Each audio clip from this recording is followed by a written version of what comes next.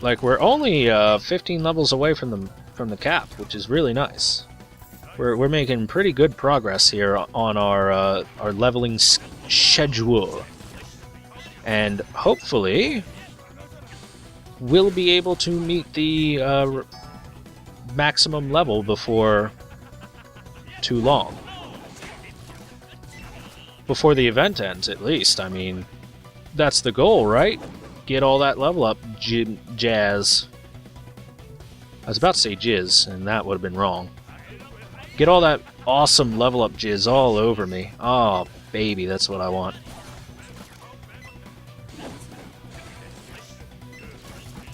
Ba -ba -ba -ba -ba.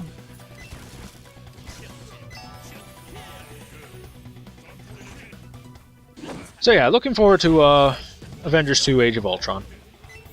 It should be a good movie. Hopefully I'll get to see it. I have no money. I have absolutely no money.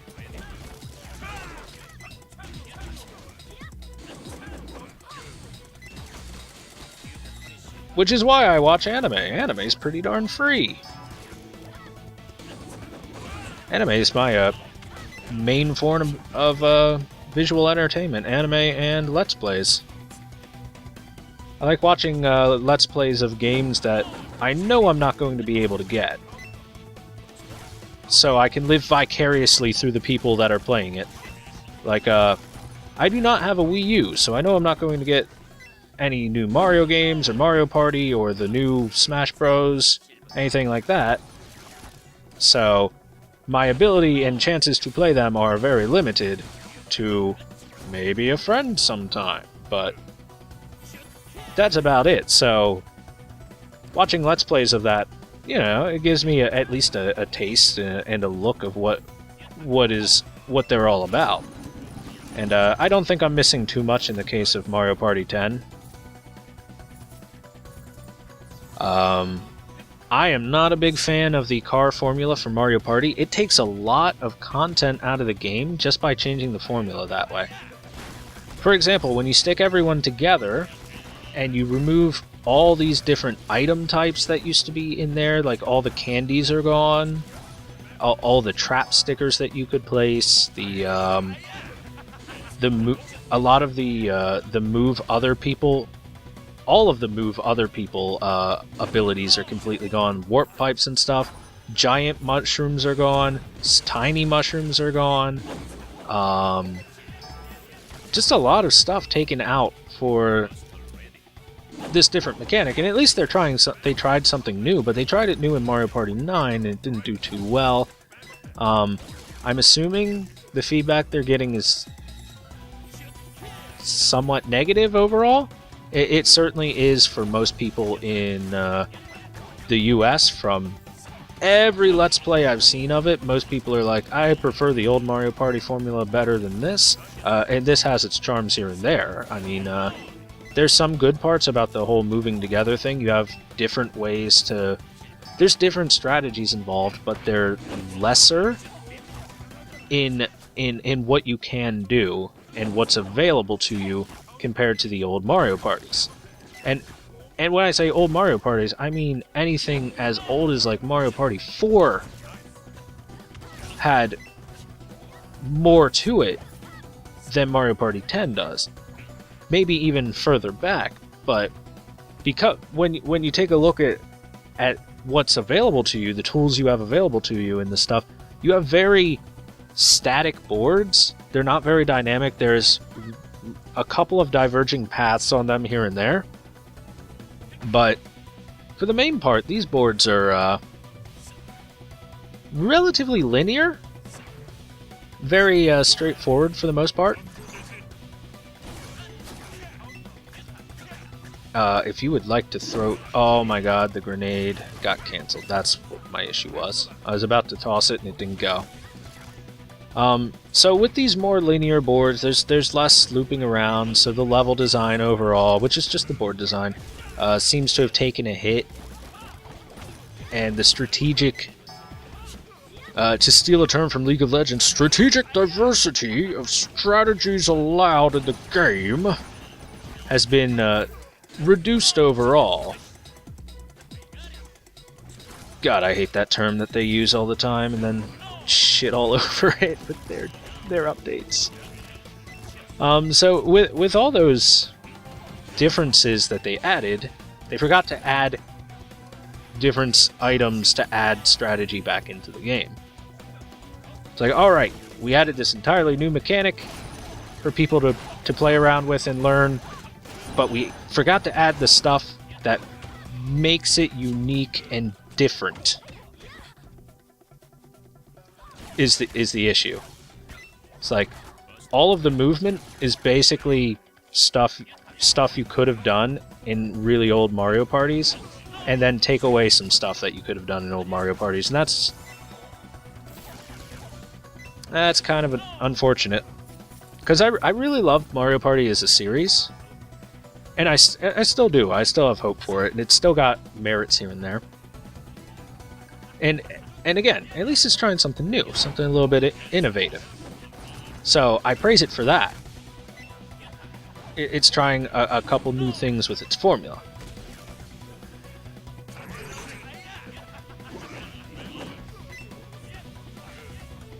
But, I don't know, it kind of seems like they took out a lot of content from the actual game, and they added a lot of content involving amiibos, which is, hey, buy our action figures, and then you can play more games, including classic Mario Party.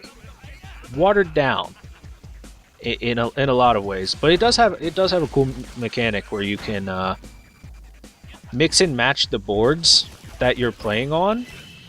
You can get like a piece of a different character's board and then throw it onto the board you're currently playing on, and that's pretty cool. Damn it, he dodged the knee. Don't dodge the knee. Come on now. Don't dodge the... No dodging. Oh, God. Stop oiling me up. I'm not Hakan. I'm not in Street Fighter.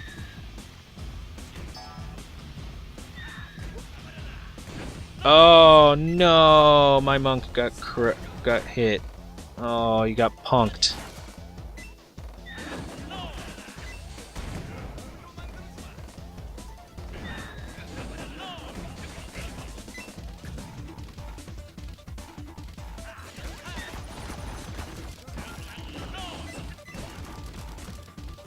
Look at me juggle that bomb! Yeah! Yeah, that thing was up in the air for so long. That was cool. Oh, I was mesmerized by it. I couldn't even say anything for a second there while I watched it. That was great.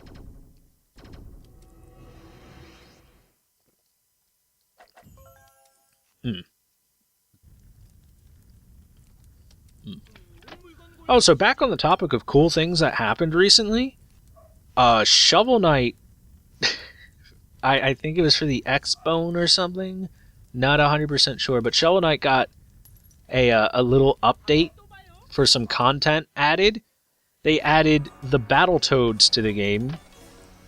All 3 Battletoads can be found, and you get to play through a Battletoad, like 3 Battletoads levels. One is basically a shaft that you go down, which would be level 2 of Battletoads. One is the light cycle race that you can go on, and then one is just a Battletoads boss fight, and it's great. It's awesome. It's really cool. And good on Yacht Games. I mean, they're dealing with a lot of nostalgia-based stuff, and nostalgia-based stuff is... like, it very much appeals to people that played those games back when they were newer and whatnot. And so it's relatively easy to be somewhat successful with that. But they do a lot of good work in it. The soundtrack to Shovel Knight's amazing. The pixel artwork they do and stuff like that's very good. And very impressed by the level of commitment they're still showing to the game, because this is like the big difference between a successful indie game and a successful indie company and an unsuccessful one, is the successful one keeps working on their game and continues to update it, and it turns into kind of a Minecraft level project where you're going to keep getting updates for it, and it's going to keep improving over time, and a lot of people like it, and they're going to keep playing it. But unlike Minecraft, it's a little less dynamic. But it's got this Minecraft thing going on where the developer is actually working on it all, like, really often.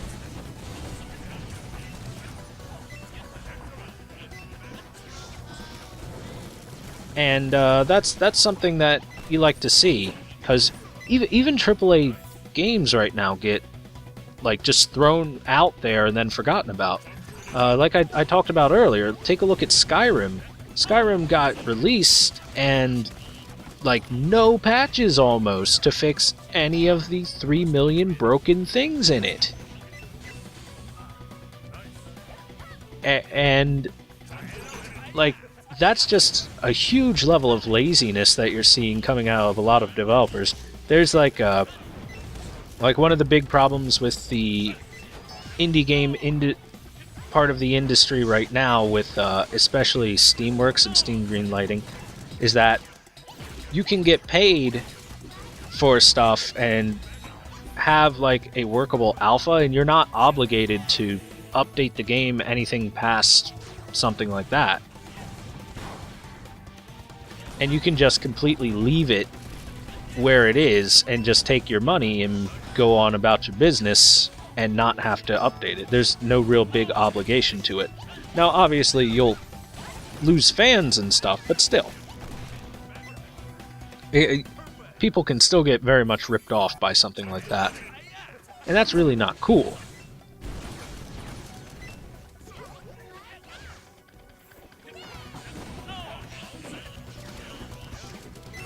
And, I mean, you're starting to see that happen in AAA gaming, which is where a lot of people are starting to, like, complain about stuff like that. And it's really unfortunate to see stuff like that, because, I mean, why? Just put the work into your game. Make your game good, please. I want to play good game. I want to play good game, not bad game.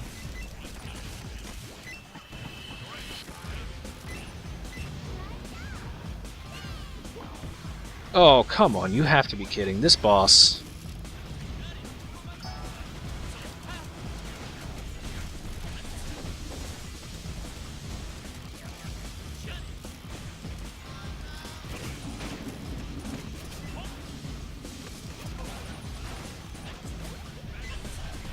Alright, good.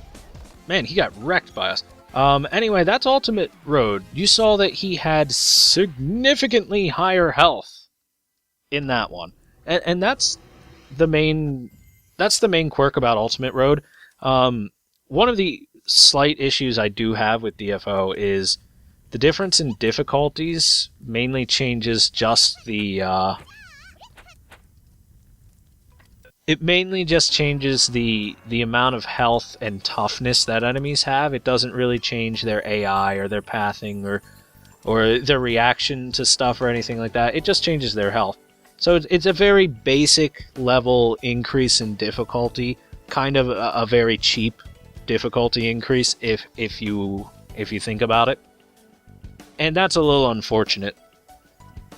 Because you saw Ultimate Road, he didn't do any new moves or anything like that. He didn't suddenly gain like a phase 2 or anything. He just gained a bunch of bars of health, and so did everyone else on that we fought on the way through.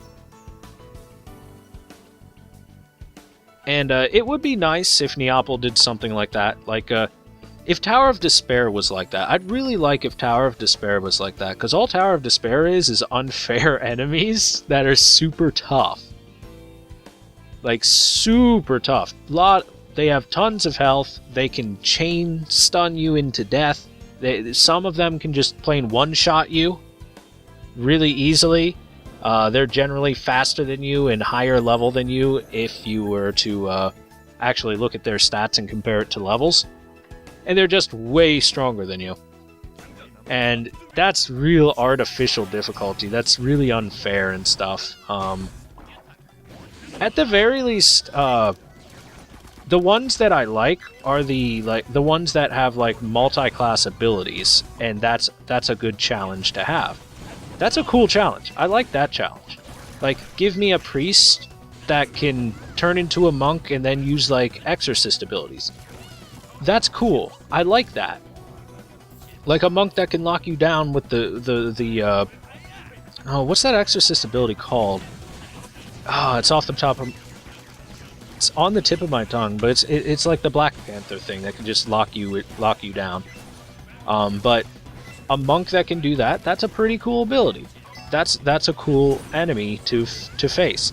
Now, make him like decent AI and a good like PvP style enemy, and not just stupid bullshit one-shot you in a single combo, and then you're talking. And you can even give him a bunch of health, just make his AI cool. It's not like you can heal in the Tower of Despair. With items, at least, so most classes can't heal.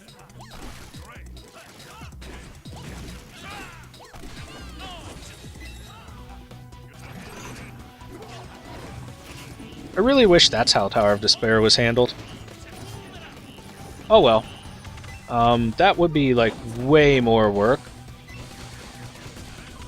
But still, I think it would be so worth it. For just how much cool it would bring to it.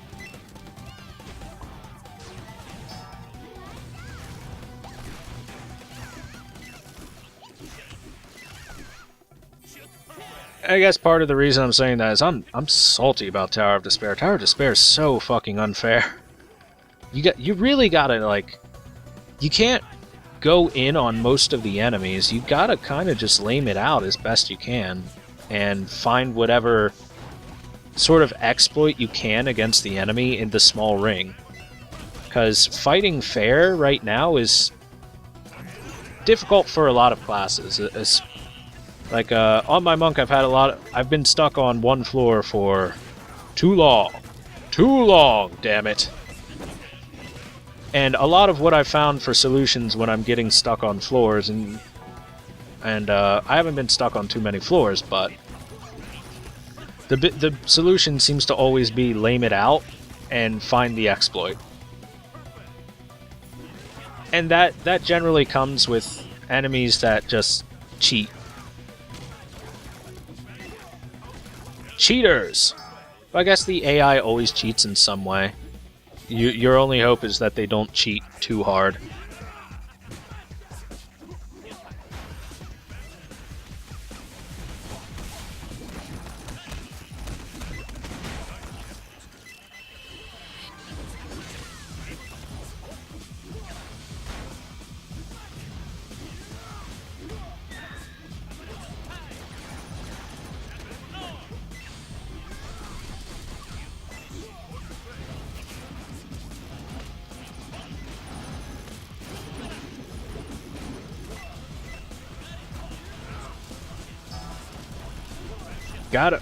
Gotta lock him down. He can't be allowed to move. If he's allowed to move, he's gonna hurt us. Oh, he was allowed to move.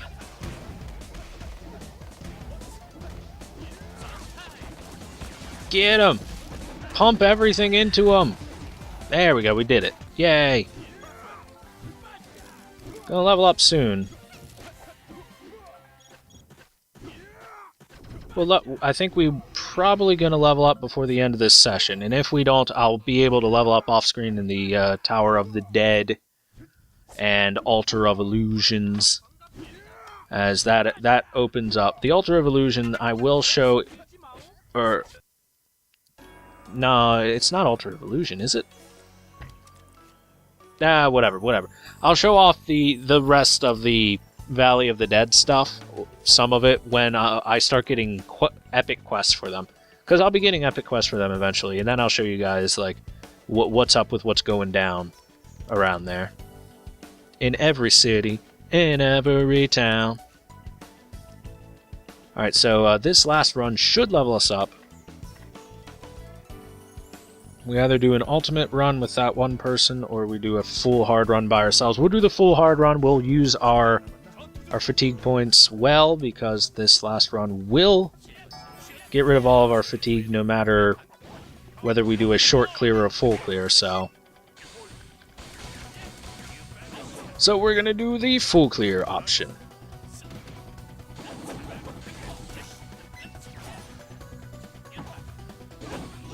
So yeah, when you guys are playing Tower of Despair, cheat.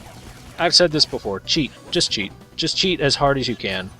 If you can find like an axis that the enemy doesn't attack, or a little corner that they just bug out in and don't attack you in or anything like that, or they can't handle it if you get behind them for like 2 seconds, do it. Cheat.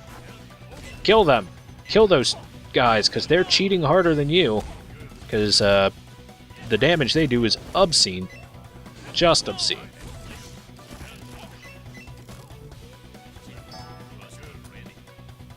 Oh, wait. Don't go straight to the guy. Gotta be a little cheater sometimes. Sometimes you gotta cheat in life to get ahead. I mean, cheaters always prosper for at least a short period of time. And isn't that what we want? Just that feeling of instant gratification as we cheat our way to victory? Yeah. If I want to do the Tower of the Dead legit, or Tower of Despair legit, then I certainly will, after the level cap is increased. And we get equipment that is not on the lower end. I do hope the next beta update will do that. Just increase our level cap, give us a little bit more equipment to work with.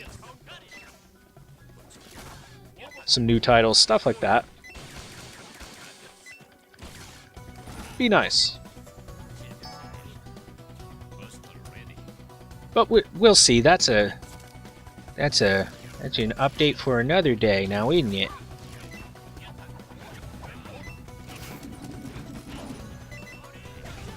Oh, I didn't throw it again. I hit the button, but I must have hit the wrong button. Let's sigh. Oh well, it's fine.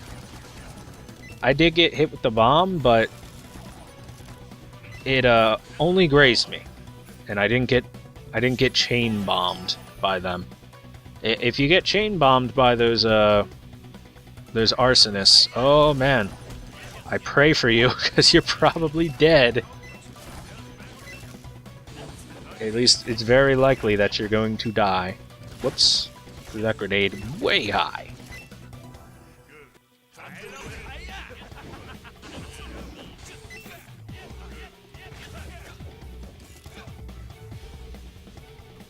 I do hope someone has enjoyed my rambling incoherence in this episode. And the past couple episodes, I guess, I've been doing this, where I just talk about random shit here and there. But I enjoy it. Hopefully you guys enjoy it. And I think that's fine every now and again. I'll certainly be talking a lot about gameplay when I'm doing like super gameplay heavy stuff. I mean, right now, all I'm doing is grinding. Everybody's got to grind now and again. And when you're grinding, you know, talking about grinding, there's not a whole lot to talk about other than the efficiency of what you're doing and clear pathing and stuff. I guess one thing I can talk about is once you're hitting level 55, 56-ish around this place, full clears of the Ghent outskirts is a pretty darn good experience area. Pretty darn good place to farm. I think Frost Cave is slightly more efficient from 55 to 56 than the outskirts, but then it starts becoming less efficient because you're over-leveled for the area. But, and the only reason it would be more efficient is clear speed's a big part of it. But hey, we still leveled up just fine. We are level 56. We will be able to take on those quests tomorrow, and I will already have several bars of experience before coming here, because I'm going to do all the Valley of the Dead stuff off camera, so that you guys don't gotta watch, you know, the same run again and again and again and again. And because I am running out of topics to talk about. It's been several hours, and I need to go eat food and stuff, you know, and take a quick break. I can't talk forever about nothing. I can only talk for several hours at a time about nothing. Then I need a break, and then I can go back to talking about nothing for a while.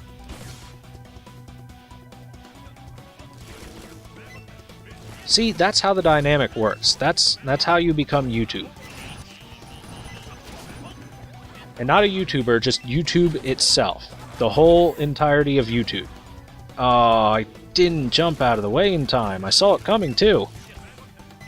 I leapt back and I'm like, yeah, I'm gonna make it. And he said no. And then I was exploded a little bit. Then I was on fire!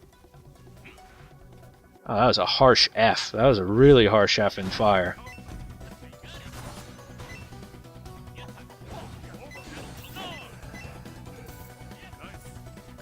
Blast the grenades! Blast them, I say!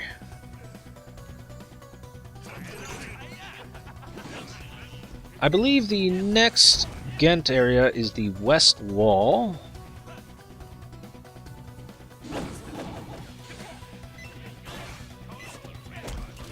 Ah, come on. Come on, guys. Stop super armoring. It's really not cool.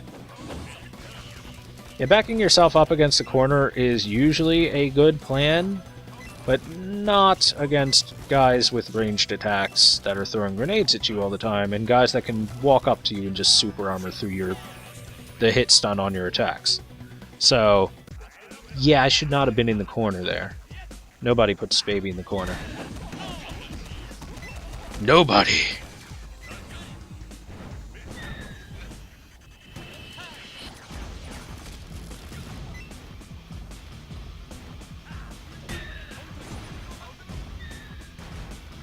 Okay, stop doing that for just a moment. Okay, thank you. Wow. Like, I am never getting a barbecue off on this guy. A BBQ. A BBQ! Because he's always super armored against. For the most part, at least.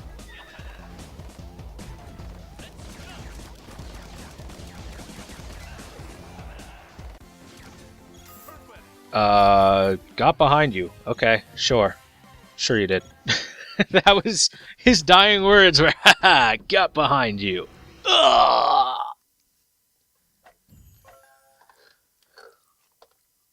So we're out of fatigue. We did it, guys. Yeah, go us. And we got half a bar of extra XP already. Nice. Nice. And level up challenge rewards. Okay, we gotta see what Santa brought us before we end this. Oh, but first I've got to disassemble all this stuff. Oh, I wonder what's in the level up awards box. Ooh, what could it be? What could it be? It could be a boat. I've always wanted a boat. Alright, let's see what Santa got us. We've got 5 life tokens, Kana's homemade donuts, Kana's homemade milk, expert mini disassembler, 5 sewer princess Ferrises, very powerful summon, 5 Kaleido boxes, and 20 creature food. Sewer princess Ferris is a pretty nice present. Oh, it's East Ghent Gate next. East Ghent. Yeah, East, not West. So there we go, guys. Thank you all very much for watching. I hope you enjoyed this kind of podcasty, talky kind of thing that I did. I don't even know what to call it exactly, but I rambled. I rambled about random crap. I hope you enjoyed my rambling about randomness. In our next episode, I'll be rambling about randomness. That way we can keep the flow going. So be sure to check the description below for the Ranger playlist if you're not already watching it. Further below for the PvP Basics playlist if you want to learn how to become an arena warrior and build a strong foundation for yourself for DFO. The PvP Super Fund, I very much recommend getting into it, even if you're not going to go ahead and play the... even if you're not going to watch my videos, get into the PvP. PvP is very fun. And check further below for games I've played in the past in case you might be interested in those. And I'll be sure to bring up some new episodes. I hope to see you guys watching the rest of the Ranger playthrough as we slowly close in on that level 70. Hope you guys enjoy your day, and I'll see you guys on the next episode. Bye-bye, everybody.